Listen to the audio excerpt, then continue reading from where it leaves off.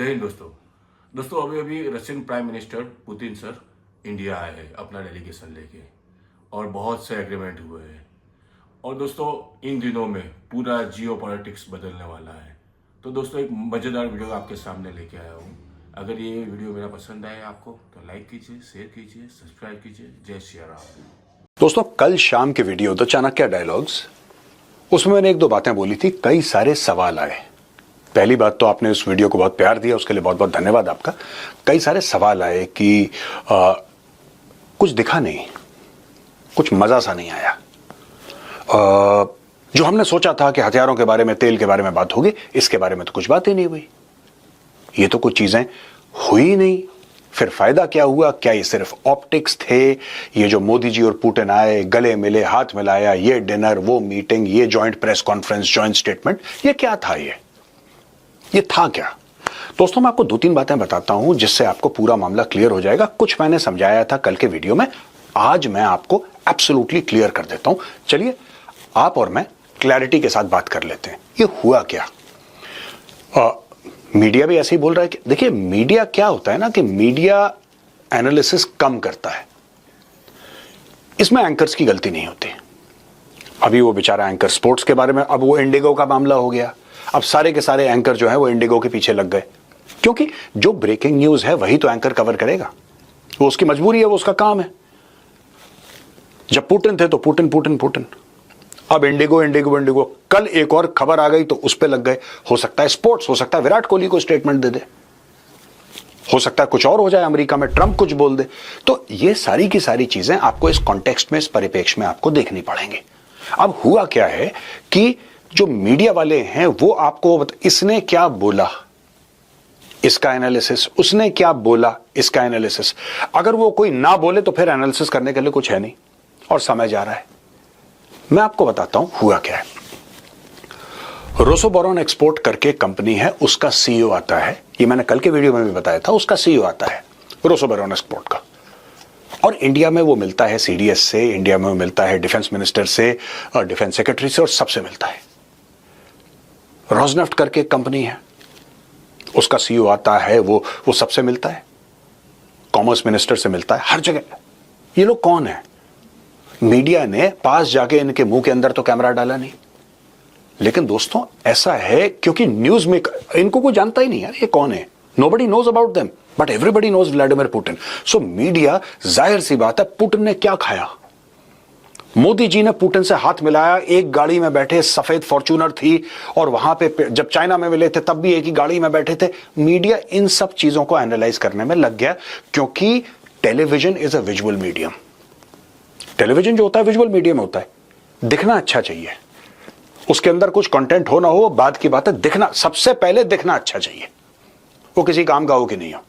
ये टेलीविजन का basic concept है कि हाँ, और लिमिटेड कुछ एंकर्स हैं तो बहुत अच्छा कर लेते हैं, ज्यादातर नहीं कर पाते। दोस्तों ऐसा है, रोसोबोरोन एक्सपोर्ट क्या है? ये वो कंपनी है जो बेचती है SU-57 को। आपको क्या लगता है, आपको क्या लगता है कि अगर उसका सीईओ आके यहां पे इंडिया में 1.5 दिन बैठता है, 2 दिन बैठता है और सबसे मिलता है, वो किस बारे में बात कर रहा होगा? अगर जो उनका मिलिट्री इंडस्ट्रियलाइजेशन का जो ऑर्गेनाइजेशन है उसका सीईओ आके बैठता है तो किस चीज के बारे में बात कर रहा होगा यहां पे भारत में? अगर रॉसनेफ्ट जो कि एक ऑयल की कंपनी है, राइट, वो कंपनी ये कहती है कि साहब हमारा सीईओ यहां पे आके आपके कॉमर्स की जो आपका मिनिस्ट्री है वहां पे लोगों से मिल रहा है, वो किस चीज के बारे में आया, वो क्या बात कर रहा है? आपको ये बात समझनी चाहिए कि कई सारी ऐसी डील्स होती हैं दोस्तों जो कि दूर रहती हैं नजरों से। और क्यों जरूरी है, खासतौर से रूस और भारत की चीज है, पर्दे में रहे। ये ज्यादा इंपॉर्टेंट है। ये इसलिए पर्दे में रहनी चाहिए क्योंकि कई ऐसे जिनके साथ हमारे रिलेशनशिप्स हैं, ठीक ठाक हैं, कभी अच्छे होते हैं, कभी बुरे होते हैं, वो देश रूस को पसंद नहीं करते, चाहे वो भारत को पसंद करते हो। वो रूस को कम से कम पसंद बिल्कुल भी नहीं करते। They don't like Russia at all. खास तो अच्छा, ये जो हेट्रेड है रशिया के लिए बहुत पुराना है। आप इस गलतफहमी मत रहिएगा कि ये रशिया यूक्रेन की लड़ाई हो गई, 2022 फरवरी में लड़ाई हो गई, उसके बाद अचानक लोग रूस से नफरत, नहीं। ये सेकेंड वर्ल्ड वॉर के बाद का खेल है। ये कम्युनिज्म और कैपिटलिज्म का खेल है। जब ये यूएसएसआर हुआ करता था रशिया, ये तब का खेल है। ये तब से चलता चला आ रहा है। नेटो बनी इसके लिए।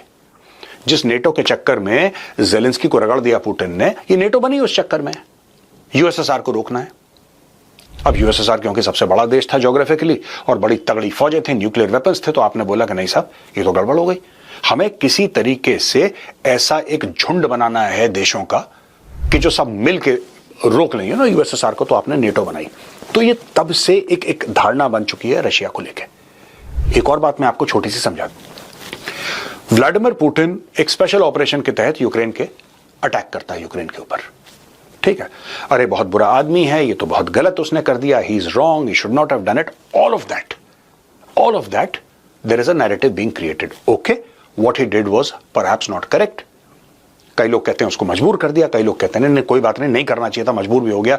Violence is not the answer. यही लोग, यही अमेरिका, यही यूरोप जब अफगानिस्तान के अंदर घुसा था किसी ने कुछ नहीं बोला। 20 साल अफगानिस्तान में रहे, बोला किसी ने कुछ? तख्ता पलट कर दिया इराक में, बोला किसी ने कुछ? लीबिया को तहस नहस कर दिया, बोला किसी ने कुछ? यमन में, सीरिया में, पूरे मिडिल ईस्ट में इन लोगों ने पहले तेल छिड़का, आग लगा दी, किसी ने बोला कुछ? तो दो कानून है दोस्तों दुनिया में, एक रूस के लिए और एक वेस्ट के लिए। यही आपने बात देखी होगी अमेरिका के रवैये में। चाइना भारत से ज्यादा तेल खरीदता है, चाइना भारत से ज्यादा तेल खरीदता है, लेकिन चाइना के लिए कुछ नहीं, भारत के ऊपर 50% टैरिफ। यही बात तो व्लादिमीर पुतिन ने बोली, अमेरिका को बोली कि भाई तुम हमसे यूरेनियम फ्यूल खरीद सकते हो एनर्जी के लिए, लेकिन भारत हमसे अगर ऑयल खरीदे एनर्जी के लिए तो भारत गुनहगार है, भारत के ऊपर टैरिफ लगा दो। अमेरिका खरीद सकता है, और वही अमेरिका खरीद भी रहा है और भारत के ऊपर टैरिफ भी लगा रहा है। वही इसके जो गोरे मित्र हैं यूरोप के, तो you know all these things are happening. इसलिए बहुत जरूरी है कि रशिया के साथ जो हमारी डील्स हो रही हैं उसके बारे में हम लोग बिल्कुल चुप रहे। और यार जब हमने राफेल खरीदे थे, हमने कोई प्रेस कॉन्फ्रेंस करी थी कि कल हम 36 राफेल खरीदने वाले हैं या नेवी के लिए 26 खरीदने वाले हैं? नहीं, एक दिन आ गया ना मीडिया में कि भारत ने डील साइन कर दी है 26 राफेल की। जब भारत $5 अरब के डील्स कर रहा था अमेरिका के साथ, जनरल एटॉमिक्स कंपनी है ड्रोन्स के लिए, तो कोई ऐसा था कि हाँ अब होने वाला है और गए हैं और प्रेस कॉन्फ्रेंस? नहीं, ये सारी की सारी चीजें ऐसे पब्लिक स्फेयर में जब हो जाता है, पब्लिक को बता दिया जाता है कि बॉस ये हो गया है काम, ठीक है ना। अब भारत ने ऐसा क्यों करा, उसके पीछे एक तो ये है कि ठीक है वेपन्स की डील्स हैं, ऑयल की हैं, ये सेंसिटिव चीजें होती हैं। दूसरी बड़ी बात, कौन खुश है कि व्लादिमीर पुतिन भारत आ गए? मैं आपसे ये पूछना चाहता हूं, कौन खुश है? किसको खुशी है? कौन ऐसा है कि जिसके चेहरे खिल गए? किसी के भी नहीं। आपको लगता है चाइना को अच्छा लग रहा है, अमेरिका को तो खैर अच्छा नहीं लग रहा, मारो गोली, वो एक बात है। वेस्टर्न कंट्रीज को अच्छा नहीं लग रहा, उसको आपको लग रहा है चाइना को अच्छा लग रहा है। You think China is very happy that Vladimir Putin came, and Vladimir Putin knows this, and in spite of that he came to India. उसको पता है कि चाइना के साथ जो उसकी दोस्ती है वो एक ट्रांजैक्शनल फ्रेंडशिप है। आप उसको नो लिमिट्स पार्टनरशिप कह सकते हैं, रशिया भी कह सकता है, चाइना भी कह सकता है। At the end of the day it's a transactional partnership. जैसे चाइना ने भारत की जमीन घेरी है, उसी तरीके से लाखों एकड़ जमीन उसने रशिया की भी घेरी है। यह बात सच है, आप जाके इंटरनेट पे चेक करिए। चाइना बेसिकली बहुत बड़ा कब्जा ग्रुप है। अब हम बात करते हैं यूरोप की। देखिए साहब, भारत के मैं आपको बताता हूं यहां पे भारत के 16 देशों के साथ, जिसमें आसियान भी है और इसमें 10 नेशन ब्लॉक आसियान, तो आप ये लगा लीजिए इसमें करीब 16 तो नहीं, करीब 26, 27, 28 देश होंगे टोटल मिला के सबके सब। उसके साथ भारत की फ्री ट्रेड अग्रीमेंट हो चुकी है, जिसके साथ चल रहा है मामला, हो रही है, भारत कर रहा है। और जब से अमेरिका ने भारत के ऊपर टैरिफ लगाए 50%, भारत ने 50 और देशों के साथ, मोर देन 50 कंट्रीज, भारत ने बोला है कि हम तुम्हारे साथ फ्री ट्रेड अग्रीमेंट साइन करेंगे। मैं आपको बताता हूं कुछ नाम इसमें से। आप जो 50 से ज्यादा देश हैं, इसमें जीसीसी कंट्रीज हैं, गल्फ कोऑपरेशन काउंसिल के देश हैं, इसमें कोरिया है, इसमें आसियान देश हैं, इसमें कनाडा, साउथ अफ्रीका और इजराइल, यूरेशिया, ये सारी की सारी चीजें हो रही हैं, सारी की सारी चीजें हो रही हैं भारत। और इसमें कई सारे ऐसे देश हैं जो रूस को पसंद नहीं करते, और उनके यहां इंटरनल पॉलिटिक्स दोस्तों ऐसी हो रही है कि यार कोई भी ऐसी चीज मत करो जिससे कि रशिया को बेनिफिट हो जाए। बयानिया यह बनाया गया है डोनाल्ड ट्रंप के द्वारा और उसकी कैबिनेट के द्वारा कि भाई भारत जो है, क्योंकि भारत रूस से तेल खरीद रहा है, इसलिए रूस को इतनी जान मिल रही है, इतना पैसा मिल रहा है कि यूक्रेन के साथ वो लड़ाई लड़ सकता है। अगर कल भारत तेल खरीदना बंद कर दे तो सारा मामला कोलैप्स हो जाए। ये चूरन बेचा है डोनाल्ड ट्रंप ने, ये चूरन झूठा है, क्योंकि डोनाल्ड ट्रंप खुद खरीद रहा है उससे, यूरेनियम खरीद रहा है ना उससे। चाइना भी खरीद रहा है, ब्राजील भी खरीद रहा है, तुर्की भी खरीद रहा है, यूरोप भी खरीद रहा है, खरीद सब रहे हैं। नाम आपने, बिल आपने भारत के नाम पे फोड़ दिया। अब इससे होगा क्या, अगर भारत इसको बहुत ज्यादा पब्लिसाइज करेगा या बहुत ज्यादा ऐसा हमने ये डील साइन कर दी, SU-57 की, S-400, S-500, फलाना ढिमका तेल, हमने ये सब कर दिया, तो बाकी जो देश हैं जिनके साथ Bharat free trade agreement sign कर रहा है, और एक ट्रेड अग्रीमेंट अमेरिका के साथ भी चल रही है बाय द वे, तो क्या होगा कि जो हमारा काम बन रहा है वो हमारा काम बिगड़ जाएगा। और इतने देशों के साथ एक साथ बिगड़ सकता है, क्योंकि आपने देखा ना भारत में ऑपोजिशन है, उसका काम है अपोज करना, अपोज करना ऑपोजिशन का काम है, अपोज करना सरकार को। वैसे कायदे से उसका यह काम नहीं है, लेकिन ऑपोजिशन अपोज करती है ना। उसी प्रकार से दोस्तों हर एक देश में जिसके साथ हम FTA साइन कर रहे हैं उसकी ऑपोजिशन, यार आप भारत के साथ क्यों साइन कर रहे हो? भारत तो रूस से हथियार ले रहा है, भारत तो रूस से तेल ले रहा है, वहां पे लाखों यूक्रेनियन मारे गए हैं, ये तो बिल्कुल गलत है, बिल्कुल ठीक नहीं है, ऐसा नहीं होना चाहिए, मत करो। उन सरकारों के ऊपर प्रेशर आ जाएगा कि तुम भारत के साथ ट्रेड डील मत साइन करो। अब आप समझ गए मेरी बात? इसीलिए भारत जो भी काम है करो, चुपचाप करो, जिस दिन हो जाएगा उस दिन बता देना, कोई इसमें पतंग उड़ाने की जरूरत नहीं है। और मुझे लगता है कि मोदी जी की पॉलिसी बिल्कुल ठीक है, और ये वही है 370-35 वाली पॉलिसी मोदी जी की और अमित शाह जी की। जिस दिन हो गया उस दिन पार्लियामेंट में गए मित्रों, ये हो गया, कहानी खत्म। मित्रों को बाद में पता लगा कि हो चुका है।